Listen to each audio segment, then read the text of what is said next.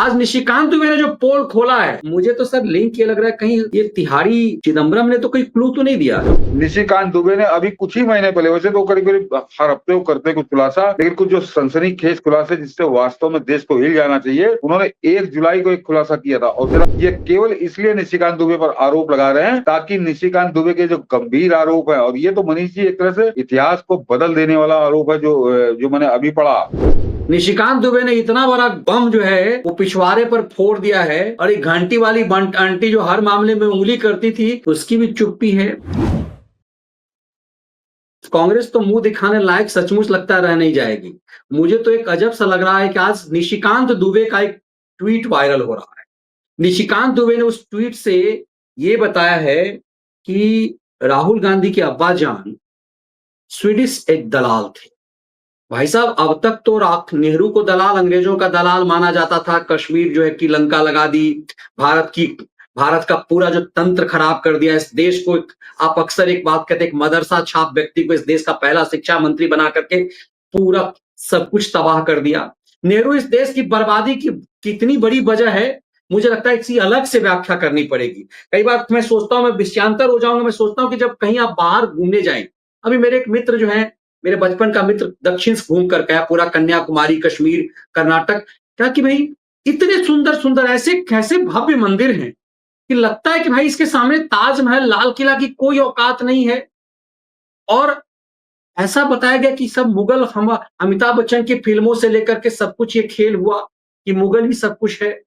नेहरू ने इस कदर, चूंकि दक्षिण तक मुगल गए नहीं, इसीलिए उस मंदिरों को तोड़ नहीं पाए। यहां जो कुछ भी है वो मुगल के दौर में बनाए गए होंगे, लेकिन बनाया किसने, ये मामला विषयांतर का नहीं। ये बताता है कि नेहरू काल में भारत की बर्बादी क्यों हुई। सिर्फ नेहरू की चर्चा होती है, फिर बीच में इंदिरा की चर्चा होती है, फिर राजीव की तो कभी चर्चा ही नहीं हुई। आज निशिकांत दुबे ने जो पोल खोला है, मुझे तो सर लिंक ये लग रहा है कहीं ये तिहाड़ी चिदम्बरम ने तो कोई क्लू तो नहीं दिया, क्योंकि आजकल चिदम्बरम पूरी पोल खोल रहा है। चिदम्बरम ने तो ये भी बता दिया कि राजीव गांधीवादी का कोई शहीद वीद नहीं हुआ, इंदिरा गांधी कोई शहीद नहीं हुई थी। तो ये जो एकाएक चिदम्बरम ने धीरे धीरे खेल खोलना शुरू किया, उसके बाद से जो निशिकांत दुबे का जो आज पोस्ट है उस पर कांग्रेस के अंदर फिर से सन्नाटा है। ये स्वीडिश एजेंट राहुल गांधी का बाजा। निशिकांत दुबे का जो खुलासा है वो कोई सामान्य खुलासा नहीं है, और बड़ा शर्मनाक खुलासा है। और भारत के इतिहास में पहला ऐसा प्रधानमंत्री है जो दलाली करता था, हथियार कंपनी का एक दलाल बन के बार्गेनिंग किया करता था प्रधानमंत्री बनने से पहले, क्योंकि उसकी माँ प्रधानमंत्री थी। और मैंने कहा ना,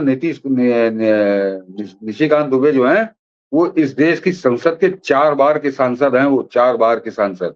और आज जो उन्होंने खुलासा किया, कोई ऐसा नहीं कि उन्होंने आरोप, जैसे ये बहका करता है, कभी बिहार में बहकता है, कभी पंजाब में बहकता है, कभी लंदन में बहकता है, कभी अमेरिका में जाके बहकता है। निशिकांत दुबे ने बाकायदे दस्तावेज के साथ खुलासा किया है। और क्या है, मैं जरा बताता हूँ कि डॉक्टर निशिकांत दुबे ने पूर्व पीएम राजीव गांधी को, मनीष जी ऊपर जो मैंने लिखा दिखाइए कि ये तो के लोग दिखा देंगे कि डॉक्टर निशिकांत दुबे ने पूर्व पीएम राजीव गांधी को स्वीडिश कंपनी का एजेंट होने का आरोप लगाया है। उन्होंने सोशल मीडिया प्लेटफॉर्म एक्स पर एक डॉक्यूमेंट शेयर किया है। ये डॉक्यूमेंट उन्होंने शेयर किया है।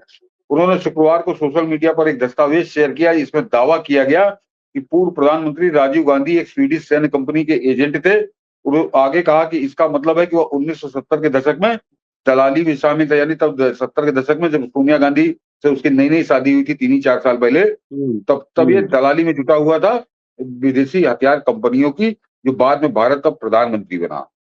ये दलाली में शामिल थे। उन्होंने दावा किया कि 1970 के दशक में एक फाइटर जेट सौदे में राजीव गांधी ने बिचौलिए की भूमिका निभाई थी। ये सनसनीखेज खुलासा उन्होंने विकीलीक्स की एक पुरानी रिपोर्ट के हवाले से किया। 2013 में विकीलीक्स ने चौंकाने वाले खुलासे किए थे। 2013 में विकीलीक्स ने पूर्व प्रधानमंत्री राजीव गांधी व इंदिरा गांधी के लिए चौंकाने वाले खुलासे किए। 1 अक्टूबर 1975 को स्वीडन के राजनयिक ने अमेरिकन सरकार को यह बताया था कि साफ स्कैनिया कंपनी भारत में विकेन युद्धक विमान बेचना चाहती है। तत्कालीन प्रधानमंत्री इंदिरा गांधी आगे इतना ही लिया है, यानी इंदिरा गांधी और राजीव गांधी मिलकर उसमें हस्तक्षेप कर रहे थे। तो विदेशी कंपनियां लड़ रही थी कि हिंदुस्तान में किसका जहाज खरीदेगा, और उसमें दलाली एक कंपनी की राजीव गांधी जुटा हुआ था। हाँ मनीष जी, जरा नीचे वाला बताता हूँ। और मैं दर्शकों को एक बात याद दिला दूं, जो इन्होंने ये निशिकांत दुबे को आप खारिज नहीं कर सकते।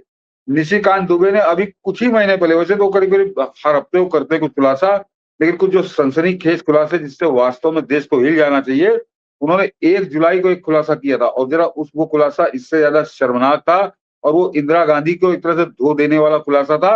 लेकिन जैसे ये आज इनको सबको सांप सूंघा हुआ है, कोई नहीं बोल रहा उसके ऊपर, सब एकदम चुप्पी साधे हैं।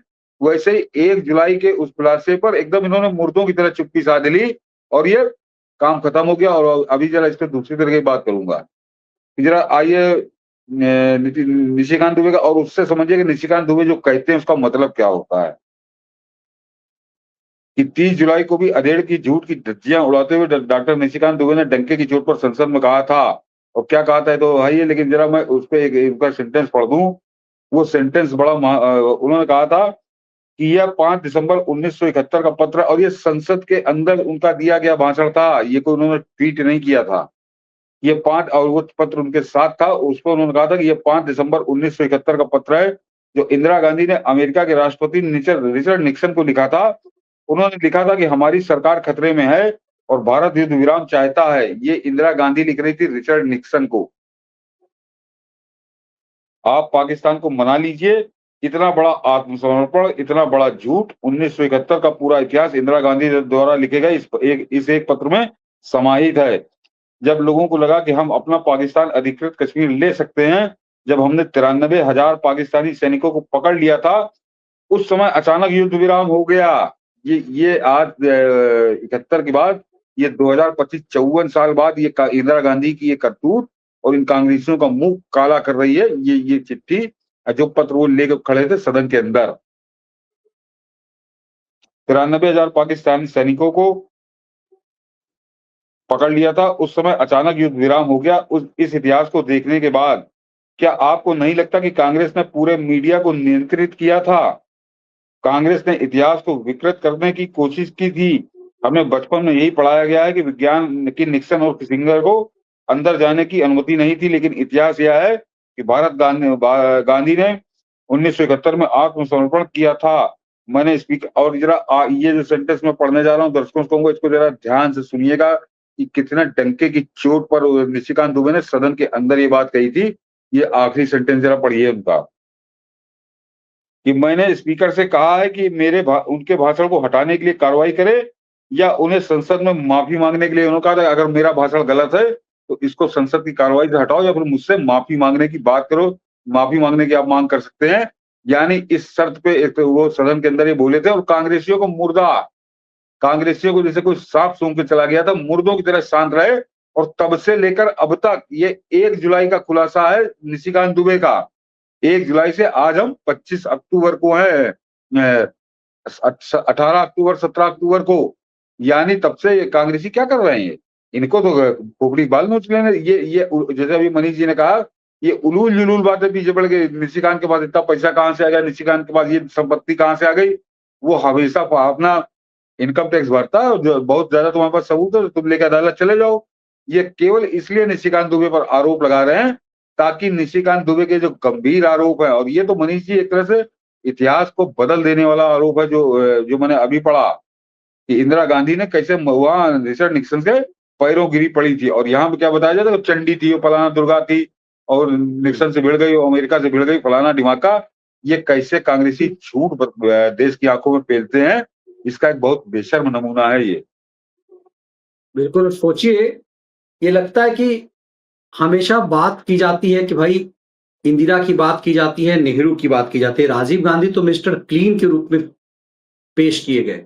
तब ये लगता है कि बोफोर्स कांड भी हाई कोर्ट से, जो एक तरह से राजीव की मौत के बाद एक तरह से वो भी सेट किया गया, नहीं, और उसका वो बता भी रहा हूँ मनीष जी। वो पेश, आपने सही शब्द इस्तेमाल किया कि उसको मिस्टर क्लीन कह के पेश किया जाता है। ऐसा नहीं है, लिखने वाले उस समय भी लिख रहे थे, और वो उसका जिसका हम लोग जिक्र आता है, एक तो वो महिला पत्रकार है रूस की, उसने स्टेट विद इन स्टेट एक किताब लिखी है, मैं नाम उसका उनका भूल रहा हूँ।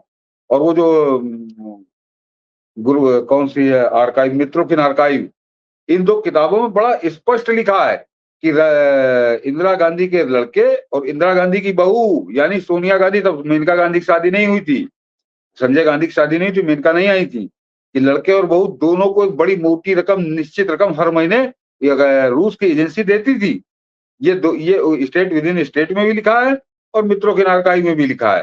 तो मिस्टर मगर ये जो अभी आप जरा बड़ा उलझा हुआ मामला है कि जो अभी मनीष जी कह रहे थे वो समझिए कि नेहरू बड़ा चालाक था, बड़ा चकड़ था, बड़ा कुटिल था और वो जानता था कि अगर जनता पढ़ी लिखी हो गई, जागरूक हो गई तो ये जो नंगई उसका खानदान आगे करेगा, उसके मरने के बाद कैसे लूटेगा देश को, तो वो लूट नहीं पाएगा।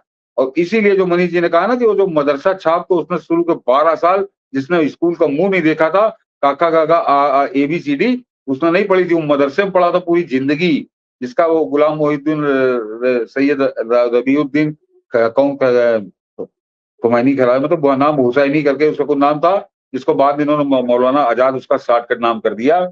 तो 12 साल उसको और 19 साल इन्होंने लगातार मुसलमान यहाँ पे शिक्षा मंत्री रखे। तो एक तरह से जड़ पे जब जड़ों को मजबूत करने की जरूरत थी, जड़ों को खाद पानी देने की जरूरत थी, तब ये नेहरू ने पूरा इंतजाम कर दिया था कि जड़ें आने वाले कई दशक तक सूखती रहे, कतई न पनपें, और इसलिए लूटपाट चलती रही। अन्यथा जो बात आज ये निशिकांत दुबे बात कर रहे हैं, ये बातें 1970 के दशक में बाकायदे लिख गई, किताबें लिख के गई हैं, लेकिन उस पर कोई जानते नहीं था। और जो आया तो बाकी वो जो मीडिया की बात आई, तो मीडिया तो समझ लीजिए कि मीडिया तो कैसा था, और ऐसा नहीं कि आज ऐसा है। ये 1954 में ये भी मित्रों की आर्काइव में ही लिखा है कि देश के 10 बड़े अखबार, तो अगर देश के बड़े अखबार बात करें तो 10 में निपट गए सब। 10 बड़े अखबार और बड़े-बड़े संपादक, ये सब हमारे पेरोल पे थे, हमसे पैसा लेते थे, हमारे हिसाब से खबरें छापते थे और हमारे हिसाब से देश का वो बनाते थे नैरेटिव। तो कौन देश को बताता था? सोशल मीडिया तो था नहीं, यूट्यूब तो था नहीं, तो उसकी वजह से लोग अनभिज्ञ रहे और लोग इंदिरा गांधी में क्या-क्या देखते रहे, कांग्रेस को अपना तारणहार मानते रहे, उसकी बदौलत ये चले 90 तक। लेकिन इंटरेस्टिंग ये है कि निशिकांत दुबे ने इतना बड़ा धमाका किया है, राहुल गांधी हाइड्रोजन बम और कौन-कौन बम फोड़ रहे थे। निशिकांत दुबे ने इतना बड़ा बम जो है वो पिछवाड़े पर फोड़ दिया है, और एक घंटी वाली आंटी जो हर मामले में उंगली करती थी, उसकी भी चुप्पी है। कांग्रेस को तो कायदे से मानहानि कर देना चाहिए निशिकांत दुबे को। कांग्रेस के पास इतने बड़े-बड़े वकील हैं, सुप्रीम कोर्ट में सब कुछ सेट कर लेते हैं, इतने बड़े-बड़े सेटर हैं और सब सन्नाटा छाया हुआ है। हाँ, ना सिब्बल गया, ना सिंघवी गया, और वो लगातार करते रहते हैं। उनकी वॉल पूरी भरी हुई है निशिकांत दुबे की। उसकी वजह है मनीष, उसकी वजह कि वो मैंने कहा ना कि निशिकांत दुबे कभी इस अधेड़ की तरह उनको दौरा नहीं पड़ता। वो जब कोई तथ्य लेकर आते हैं तो साथ में दस्तावेज लेकर आते हैं कि ये है ये दस्तावेज और मैं इसके आधार पर बात कर रहा हूँ। तो उसमें नंगे हो जाते हैं बहुत बुरी तरह से। तो ये मैं हमेशा कहता रहा हूँ, दर्शकों को याद होगा जो अपना नियमित दर्शक है, मैं हमेशा कहता रहा हूँ कि ये कम्युनिस्ट और इन कांग्रेसी, इन सबकी एक बहुत सफल रणनीति है। जब इस तरह से इनका मुंह काला हो रहा हो तो ये चुप्पी साध लेते हैं। ये उस पर ना चुप्पी तो से। उसका विरोध करते हैं ना उस पर बात करते हैं, कि अपने आप एक तरफा होगा तो 2-3 दिन के अंदर ये बात दम तोड़ देगी। लेकिन यहाँ पर मनीष जी कटघरे में खड़ी होती भाजपा की IT सेल कि ये चुप्पी साध लेते हैं। तुम क्यों चुप्पी साध लेते हो? तुम क्यों नहीं जपते हो जिस तरह से ये जपते हैं? इन्होंने 1.5 साल तक राफेल को जपा, इन्होंने 1.5 साल तक जज लोहिया को जपा, तो तुम क्यों नहीं जपते? तुम काहे चुप्पी साध लेते हो? तो ये अलग बात है, उनको सोचना चाहिए अपनी रणनीति पे। बिल्कुल, घंटी वाली आंटी के बयान से, उस पोस्ट से तो पूरे कांग्रेस का इकोसिस्टम, ये पाराओं का गैंग कूदने लगता है। लेकिन निशिकांत दुबे पर अब सबके सांप सूंघ गया है। सर राहुल गांधी के मैं अब्बा के आज बारे बता में। मैं आज का घटनाक्रम बता रहा हूँ मनीष जी। आज फिर वो जो है बुड्ढा, जो फलाने संपादक, दिमागी संपादक, मेरा नामा रसी जो आता है नाक कटाने न्यूज चैनलों पे, वो लड़ गया, लड़ने मरने पे आमादा हो गया कांग्रेस के लिए। और वो जब उसको कुछ नहीं सूझा तो वो उसने भाजपा के जो प्रवक्ता थे उसके तरफ एक सवाल उछाल दिया कि लगाओ नाथूराम गोडसे मुर्दाबाद। और वो क्या बोलूं, जो प्रवक्ता महोदय थे वो दुनिया भर की बातें करते रहे कि हम उसका खंडन करते हैं, हम उसका निषेध करते हैं। मुर्दाबाद तो नहीं लगाई उन्होंने, लेकिन खंडन और निषेध सब करते रहे। वो पलट के उस बुड्ढे से उन्होंने ये नहीं पूछा। और मैं कई बार कह चुका हूं कि ये इनकी बड़ी रणनीति है, जो लगाओ नाथूराम गोडसे मुर्दाबाद, कहें बिल्कुल लगाएंगे, बिल्कुल लगाएंगे और ढोल बजा के लगाएंगे नाथूराम गोडसे मुर्दाबाद। लेकिन तब लगाएंगे जब तुम 3000 सिखों के हत्यारे राजीव गांधी मुर्दाबाद कहोगे। 3000 सिखों के हत्यारे राजीव गांधी मुर्दाबाद का नारा लगाओ तो हम नाथूराम गोडसे का मुर्दाबाद लगाएंगे। तुम 5000 मराठी ब्राह्मण जो पुणे के अंदर कत्ल कर दिए गए थे महात्मा गांधी के कत्ल के बाद, तो तुम पहले नेहरू मुर्दाबाद लगाओ, नेहरू राक्षस था, नारा लगाओ, तब हम लगाएंगे नाथूराम गोडसे। लेकिन वो जो प्रवक्ता, क्या बताओ, ओवर स्मार्ट प्रवक्ता, गजब प्रवक्ता, क्या बोलूं, वो इधर उधर मैं खंडन करता हूँ, मैं निषेध करता हूँ, मैं फलाना है, मैं ढिमाका है। तो जब तैयारी करके नहीं जाओगे तुम मजबूत नहीं होगे। तो इसी तरह से वो जो, क्या बोलूं, आजकल तो वो पापड़ भी बेच रहा है ऑनलाइन, वो बुड्ढा इनके ऊपर चढ़ गया और बहुत बुरी तरह से चढ़ा। और वो जो एंकर था, एंकर तो छोड़ दिए, तो छोटा अर्नव वही है, सस्ता वाला अर्नव, तो इस तरह चलता रहा पूरा। मगर मैं देख के मैं उबल रहा था, क्या यार, इन लोगों को इतनी भी तमीज नहीं है कि नाथूराम गोडसे मुर्दाबाद तो एक तरह से कांग्रेस साहब के पाले में गेंद फेंकती है। इनको नंगा कर दो कि 3 दिन के अंदर 3000 सिखों को दिल्ली के अंदर, 10,000 सिखों को पूरे देश के अंदर, 10,000 सिखों का कत्ल कराने वाला हो राजीव गांधी, उसका मुर्दाबाद लगाओ। तो इस पे नहीं बोलेंगे। नहीं, चित्पावन ब्राह्मण के हत्यारे नेहरू मुर्दाबाद लगाओ, जो हमें पढ़ाया ही नहीं गया। सिख के समय में तो कम से कम लोग सजग हो चुके थे, टीवी आ चुका हुआ था, लेकिन चित्पावन ब्राह्मणों को जो पुणे में मारा गया, निर्दोष लोगों की हत्या की गई। नाथूराम गोडसे तो चलो गांधी बूढ़े थे और उसने, उसका एक अलग पक्ष है, लेकिन निर्दोष नाथूराम गोडसे ने मारा था, उसको सजा हो गई, फांसी हो गई, मर गया वो आदमी, उसका कब मुर्दाबाद लगा? तुमने ये जो 3000 सिखों को कत्ल किया, किसी को सजा नहीं हुई, बल्कि 10,000 सिखों को पूरे देश के अंदर कत्ल किया गया। उसके बाद आ जाइए, अगर आए तो जो 5000 ब्राह्मण, उनके बारे में तो कहीं FIR तक नहीं लिखी गई, जिन्होंने 5000 हिंदू ब्राह्मणों को कत्ल कर दिया था। तो वो नेहरू जिंदाबाद, वो नेहरू चाचा है, वो गुलाब का फूल लगाता है, वो बहुत बढ़िया है, वो भारत का निर्माता है, उसकी मुर्दाबाद लगवाना चाहिए। ये बुड्ढे का मुंह उतर जाता, जूते पड़े जाता वहां से, जो नई जनरेशन बैठी उसको मालूम ही नहीं है। और मैं क्या बोलूं, जो भाजपा प्रवक्ता महोदय, वो दाएं बाएं खंडन और निषेध ये पहाड़ा पढ़ते रहे।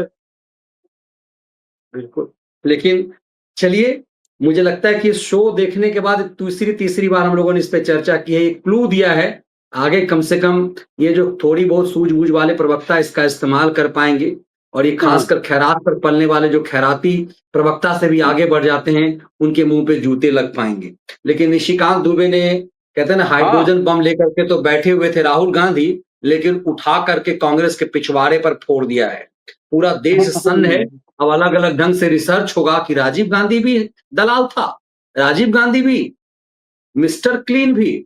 अब इस पे विमर्श को एक नए सिरे से निशिकांत ने खोल करके रखा। अभी निशिकांत दुबे वहां अमेरिका तक हिला के आए, UN में भी कुछ हिला के आए हैं, 2-3 दिन पहले गए, वो ट्वीट मैंने रखा है उनका वीडियो, उस पर हम लोग किसी दिन बात करेंगे।